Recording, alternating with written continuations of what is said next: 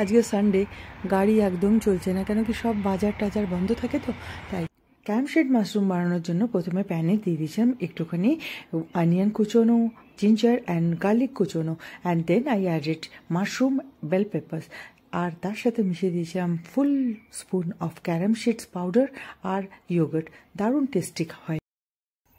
মাছটা কাটিং হয়ে গেছে, তো এবার কী করতে হবে, এই যে মশলাটা বানিয়েছি এটা এর ভেতরে ভেতরে ভেতরে পোর করে দিতে হবে। ফ্রেন্ডরা যদি জিজ্ঞেস করলো কী বানাবি, তো ম্যাক্সিমাম দিন অসীমের এটা খুব একটা প্রিয় খাবার। হ্যাঁ, একটা মাছ বেক হলে আর ওর ব্রেডও চাই না, এরকমই খেত। তো ফ্রেন্ডরা যখন জিজ্ঞেস করতো কী বানাবে, একটা মাছ, বলে কী তোদের একটা মাছ দিয়ে পেট ভরে যায়।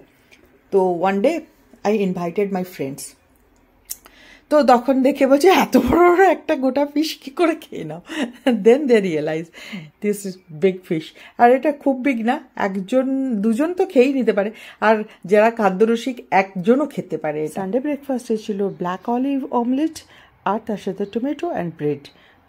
আর লাঞ্চে ছিল baked fish, antipasti, mushroom with carom seeds and yogurt, পালং শাক, আর আমার সবথেকে প্রিয় যেটা হচ্ছে ছাঁচ। এক ফুল গ্লাস ছাঁচ খেলে পরে খুব ভালো লাগে, তার সাথে তো স্যালাড থাকবেই থাকবে।